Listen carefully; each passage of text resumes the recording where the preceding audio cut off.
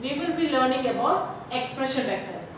So in the previous session only, we have discussed about vectors, its properties, and the vectors, what are the general criteria that a vector should possess as an ideal vector, and it should be used in genetic engineering, isn't it? So vectors are nothing but gene vehicles which will carry your gene of interest to the host organism, right? So in this session, already we have discussed that in the previous session, vectors are of two types, that are expression vectors and cloning vectors. So what are expression vectors? Expression vectors are those vectors which gives expression of that particular target gene in the host organism. So they are meant for only expression of that particular gene that is to be targeted, that is to be isolated, and the gene of interest, and it should be give expression in the host organism, isn't it? So that is the main aim of expression vector. While coming to cloning vectors, so these are the vectors which gives expression as well. It clones the target DNA molecule. It produces number of copies in your host organism. It means it gets easily gets replicated. So both of the vectors gets easily propagated in your host organism, but this expression vector will give its expression of that particular target gene. So what is the purpose of that particular gene? So we need that expression. So we are isolating that particular gene from your gene of your DNA, from your genome, and that particular vector and that particular DNA is meant for expression in your host organism. But while coming to your cloning, it is meant for cloning purpose, to produce more number of Xerox copies. Same thing here, Xerox, nothing but your Xerox copies. So today we will be learning about expression vector. So expression vector, as I said earlier, it is meant for expression purpose. So as you all know, so this is the general protocol of your rDNA technology. What is the general? This is the general procedure for rDNA technology.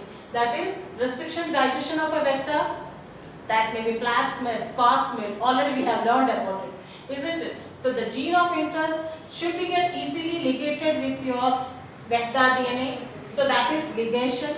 So target DNA molecule, gene of interest plus your vector DNA is nothing but rDNA molecule or chimeric DNA molecule. Target DNA molecule plus your vector DNA is rDNA molecule, and this rDNA molecule should be get easily transformed in your host organism. That is transformation technique. Next, culturing in order to produce more number of copies of that particular gene of interest. So this is the protocol of rDNA technology. Now, so what is the importance of expression vector? They are meant for protein production, protein purification, protein study, and protein production. So these are the main aims of your expression vector. So this expression vector is designed in such a way that this is similar to your plasmid vector, similar to your vector. So what are the three important facts of a vector? So it should have self-replicating property. So that is presence of ORIC site. So the same story again repeats. Three important key points for an ideal vector. That is self-replicating property, that is presence of ORIC site. Next, presence of multiple cloning sequences or multiple restriction sites, MRS or MCS. Next one is your presence of marker genes, selectable markers. So these are three important key points for your vector. So added to this, for an expression vector, you need these important factors, features. So that is presence of promoter sequence, Shine-Dalton sequence, N-terminal tag, and your transcription unit, transcription loop or else transcription unit, and your polyethylation site. So if your mRNA molecule, if your gene of interest to be get expressed, so this expression is in an order. So already we have learned that in central dogma, the order of expression is from replication, next transcription, next translation. So this is protein synthesis, isn't it? So this is the order of your gene, central dogma. So first replication. So So this particular gene of interest, what it is inserted in your expression vector should be get replicated. So after replication, for your expression purpose, you should be transcribed, and again this protein thus produced mRNA should be get translated for your protein molecule to be get expressed, isn't it? So this is the order. So considering this order, so the gene of interest, when it is inserted here, it should have all these additional features for an expression vector to get express of that particular target gene. So this is your PGEX123 is your expression vector. So it is having ORIC site, marker gene, and multiple cloning sequence or multiple restriction site.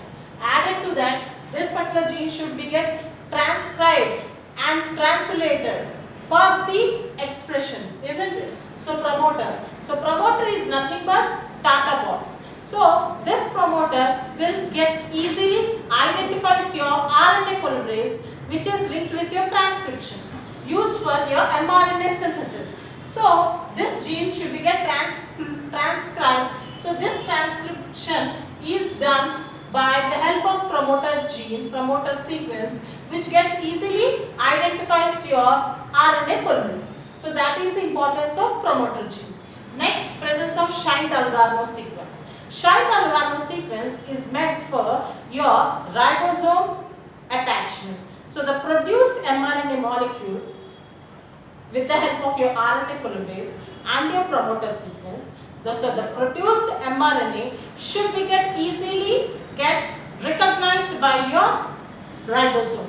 So this ribosome gets easily recognition when your mRNA molecule is having Shine-Dalgarno.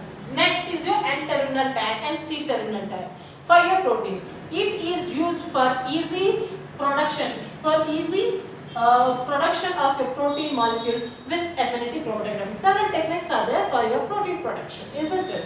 And identification also. So for identification of protein production, you need N-terminal and C-terminal tags. Next, this is your gene of interest. Next, transcription unit. As you need your promoter sequence, your Tata box, Hoppus box in your eukaryotes, Hoppus box, Tata box, and your Pribna box in your prokaryotes. And polyadenylation site. So this is your post-transcriptional modification for your mRNA molecule that is synthesized should be get easily secured with your self RNases, isn't it? So this is post-transcriptional unit, that is the help of polyadenylation site. So this is how an expression vector is constructed in your for your rDNA technology experiments. See reason once again I am telling. So this is the expression vector. Expression vector is constructed in such a way that it should have ORIC site as usual. Next, marker gene as usual. Next, MCS, multiple cloning sequences as usual. Next, added to that, it should have promoter sequence for easily recognition with RNA polymerase. And your Shine-Dalgarno sequence, Shine-Dalgarno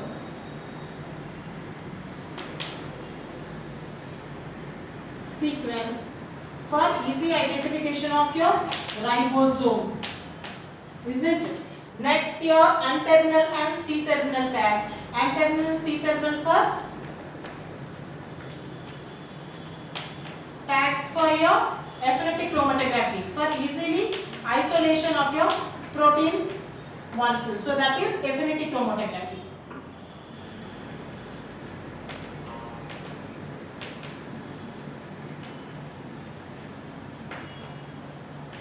Okay. Next, your transcription loop and your polyadenylation for your, that is nothing but post-transcriptional modification. So these are the important features for your expression vector, isn't it? Thank you.